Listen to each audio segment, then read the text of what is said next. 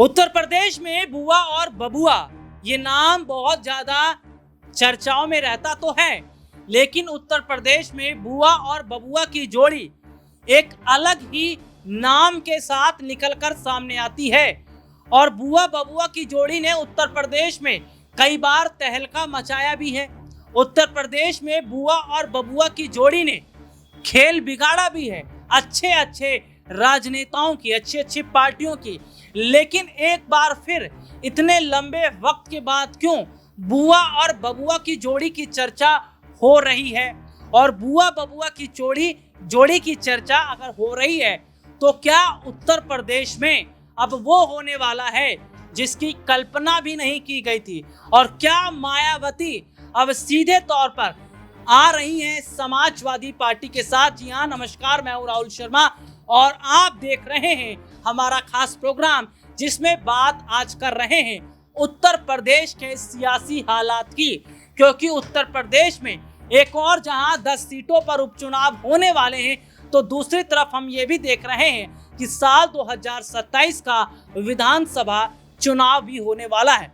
उत्तर प्रदेश में बसपा यानी बहुजन समाजवादी पार्टी लगातार अपना जनाधार खोती चली जा रही है।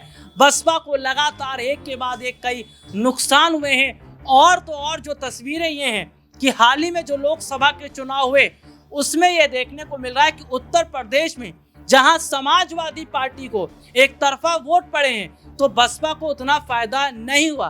बुआ और बबुआ का मैं जिक्र कर रहा हूं, मायावती और अखिलेश यादव। क्या मायावती से दुश्मनी भुलाकर अब अखिलेश यादव गठबंधन करने के लिए तैयार हैं? और क्या उत्तर प्रदेश में जिन 10 सीटों पर उपचुनाव होने वाले हैं, इन 10 सीटों के उपचुनाव से पहले उत्तर प्रदेश का सियासी गणित बिगाड़ देंगे बुआ और बबुआ? जी हाँ, दरअसल उत्तर प्रदेश की सियासी स्थितियों को इस तरीके से समझिए। उत्तर प्रदेश में जिन दो लड़कों को बहुत कुछ कहा गया, उत्तर प्रदेश में जिन दो लड़कों का मजाक उड़ाया गया, उत्तर प्रदेश में जिन दो लड़कों को फ्लॉप कहा गया, पप्पू कहा गया, उन दोनों लड़कों ने उत्तर प्रदेश में तहलका मचा दिया। उत्तर प्रदेश में तहलका मचाने वाले वो दोनों लड़के कोई और नहीं बल्कि राहुल गांधी और अखिलेश यादव हैं। उत्तर प्रदेश में राहुल गांधी और अखिलेश यादव यानी समाजवादी पार्टी और कांग्रेस पार्टी ने एक साथ गठबंधन करके उत्तर प्रदेश के सियासी गणित को जहां पूरी तरीके से बदल दिया, तो वहीं दूसरी तरफ की तस्वीर ये भी देखने को मिली कि जो हालात बने वो बीजेपी के लिए ठीक नहीं है। दरअसल उत्तर प्रदेश में लोकसभा सीटों पर जिस तरीके से समाजवादी पार्टी का कब्जा हुआ, समाजवादी पार्टी जिस तरीके से एक्टिव दिखाई दी, उसके बाद ये माना जा रहा है कि क्या साल 2027 का विधानसभा चुनाव देखकर समाजवादी पार्टी अब जमीनी स्तर पर और ज्यादा काम करने की तैयारी कर रही है।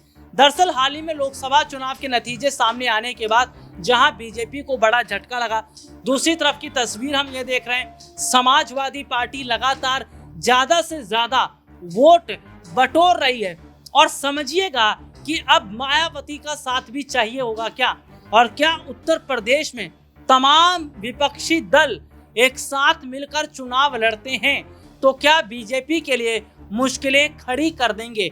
वोटों के लिहाज से अगर देखा जाए, वोटों के प्रतिशत के लिहाज से देखा जाए तो सबसे ज्यादा फायदा उत्तर प्रदेश में लोकसभा सीटों के लिहाज से दो लोगों का वोट बैंक बहुत मजबूत देखने को मिला। पहला मुसलमानों का वोट बैंक और दूसरा यादवों का वोट बैंक। दलितों का वोट भी समाजवादी पार्टी को पड़ता है, बसपा को नहीं पड़ा, क्योंकि इसके पीछे की एक बड़ी वजह ये थी कि बसपा अभी तक बीजेपी को पर्दे के पीछे रहकर समर्थन कर रही थी। और तो और जो तस्वीरें देखने को मिली वो ये जाहिर तौर पर बता रही थी कि जो हालात बन रहे हैं वो ये साफ तौर पर बता रहे हैं कि उत्तर प्रदेश में अब पिक्चर बदलनी शुरू हो गई है।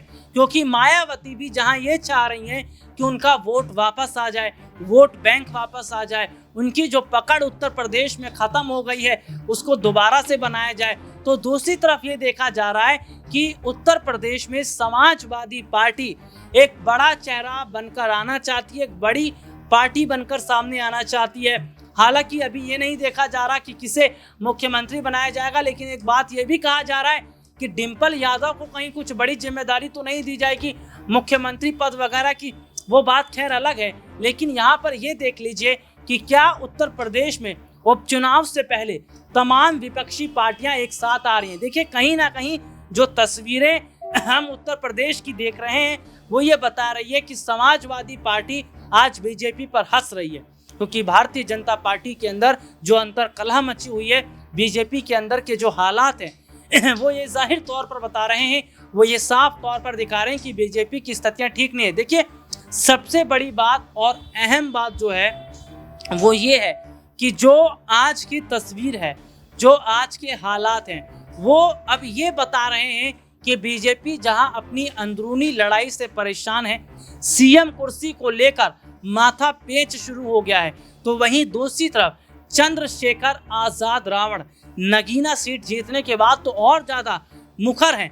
और यहाँ पर देखिएगा कि चंद्रशेखर आजाद रावण जो है वो अब दलितों का वोट बैंक हासिल करना चाहते हैं, क्योंकि मायावती के हाथ से दलित वोट बैंक छिटक गया है और चंद्रशेखर रावण चाहते हैं कि दलितों का वोट लेने के साथ साथ मुसलमानों का वोट भी उन्हें मिले, यादवों का वोट भी उन्हें मिले। तो अगर वोट बंटता है, वोट कट जाता है, तो समाजवादी पार्टी को क्या नुकसान होता नजर आएगा। देखिए बहुत बड़े हद तक अगर हम बात कर लें तो जो सियासी हालात इस वक्त बन रहे हैं वो ये है कि बीजेपी की स्थितियों को सुधारने की कोशिश की जा रही है। देखिए केशव प्रसाद मौर्य का अगर मैं जिक्र कर लेता हूं तो वो बयान जो कहा गया, संगठन से बड़ा कोई नहीं होता, और सीधे तौर पर ये बात कही जाती है कि उत्तर प्रदेश में जो हालात हुए उसकी जिम्मेदार योगी आदित्यनाथ हैं। तो कहीं ना कहीं तस्वीरें उत्तर प्रदेश की फिर बदलने स्वाभाविक सी बात है। यही वजह है कि योगी आदित्यनाथ ने उन तमाम मंत्री, तमाम नेताओं को अलग थलग करना शुरू कर दिया जो उनके खिलाफ बात कर रहे थे, जो उनके खिलाफ आवाज बुलंद कर रहे थे। तो जो तस्वीर दिखाई दी है, जो हालात दिखाई दिए हैं, वो ये बता रहा है कि क्या उत्तर प्रदेश में अगर बुआ बबुआ की जोड़ी एक साथ आ जाती है, उसमें कांग्रेस पार्टी भी समर्थन कर देती है, तो क्या बीजेपी का खेल बिगाड़े जाएंगे, क्योंकि बुआ बबुआ की जोड़ी पहले भी देखने को मिली थी। आज के लिए इतना ही, आपसे फिर दोबारा मुलाकात होगी। क्या लगता है आप लोगों को कमेंट करके जरूर बताएं। फिलहाल आज के लिए इतना ही।